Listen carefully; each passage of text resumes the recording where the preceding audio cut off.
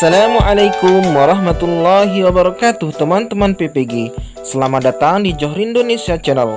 Pada kesempatan kali ini saya akan berbagi latihan soal pretest PPG tahap 1. Namun sebelumnya jangan lupa untuk like, comment, share, dan subscribe untuk mendukung channel ini.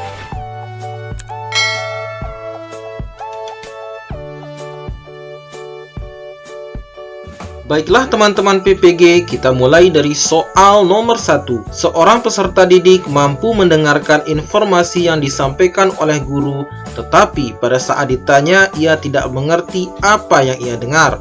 Peserta didik tersebut mengalami kesulitan atau gangguan belajar dalam hal yang A. Kesulitan akademis, B. Gangguan simbolik, C. Gangguan non-simbolik, D. Gangguan sosial. Jadi opsi yang tepat di sini berdasarkan pertanyaannya adalah gangguan simbolik, teman-teman. Jenis kesulitan belajar dibagi menjadi 4. Yang pertama, kesulitan akademis, kedua, kesulitan simbolik, 3, kesulitan non-simbolik, dan yang keempat, kesulitan sosial emosional. Soal nomor 2. Perbedaan antara konseling dan wawancara terletak pada maksud dan tujuannya. Tujuan konseling adalah pilihan yang A. Membantu siswa agar dapat memecahkan masalah pribadinya, B. Membantu siswa agar dapat melakukan penyesuaian diri dengan lingkungannya, C. Membantu siswa agar dapat mengatasi kesulitan belajar, D. Membantu siswa agar memperoleh informasi tertentu. Jadi pilihan yang tepat adalah opsi yang C, teman-teman. Membantu siswa agar dapat mengatasi kesulitan belajarnya. Kita lanjut ke soal nomor 3, teman-teman. Teori ini memandang belajar sebagai hasil dari pembentukan hubungan antara rangsang dari luar, stimulus, dan balasan dari siswa, respons, yang dapat diamati. Semakin sering hubungan antara rangsangan dan balasan terjadi, maka akan semakin kuatlah hubungan keduanya.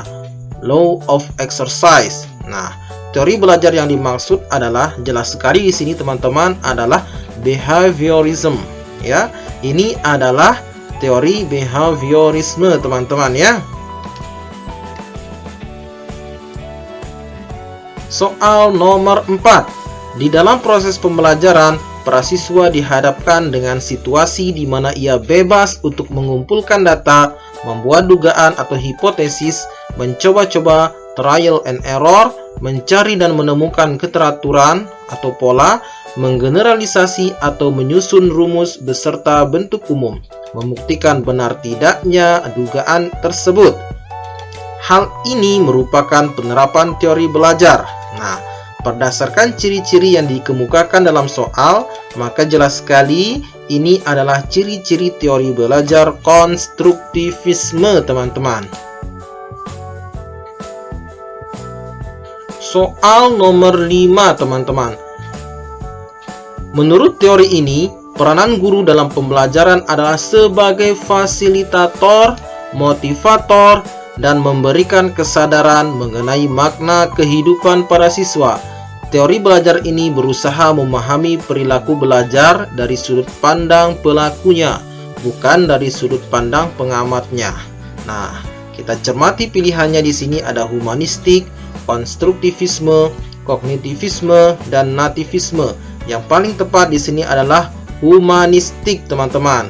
Karena yang menjadi titik tekan dalam teori ini adalah yaitu pelaku, bukan dari sudut pandang pengamatnya. Jadi siswa yang menjadi titik tekan di sini, bagaimana seorang guru mampu menjadi fasilitator, motivator, dan memberikan kesadaran mengenai makna kehidupan pada siswa.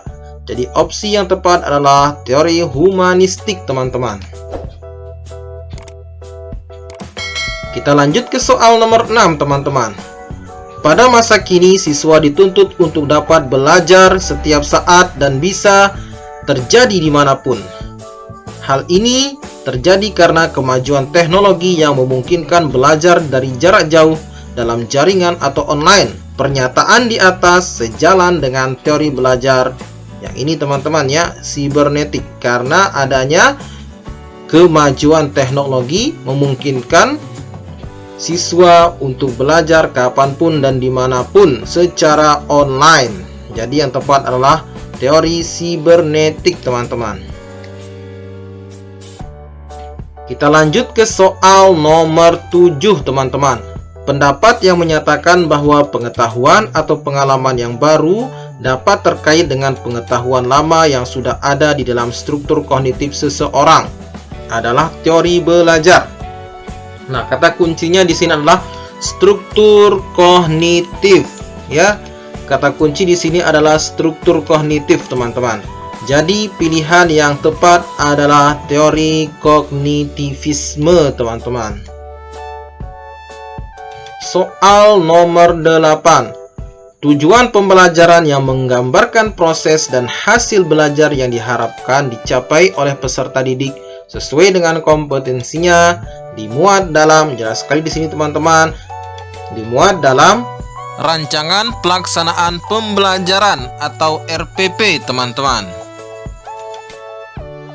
Soal nomor 9 teman-teman.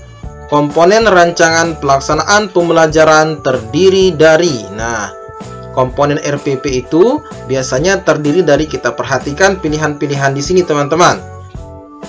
Pilihan yang A terdiri atas identitas, kompetensi inti, kompetensi dasar, indikator, tujuan pembelajaran, materi, metode, media pembelajaran, sumber belajar, langkah-langkah pembelajaran, dan terakhir adalah evaluasi. Jadi teman-teman, ini ya yang sesuai dengan urutan dari komponen-komponen rancangan pelaksanaan pembelajaran adalah opsi yang A teman-teman. Soal yang terakhir, soal nomor 10 teman-teman. Silabus dan RPP sama-sama sebagai rencana proses pembelajaran. Perbedaannya adalah, perbedaan antara silabus dan RPP. Opsi A, silabus berisi kompetensi dasar, sedangkan RPP mengarahkan kegiatan belajar untuk mencapai kompetensi dasar. Yang B, silabus bersumber dari standar isi dan standar lulusan, sedangkan RPP bersumber dari standar kompetensi lulusan. Opsi yang C, RPP dibuat oleh setiap guru, sedangkan silabus dibuat oleh tim guru. D, RPP dan silabus keduanya disusun oleh setiap satuan pendidikan.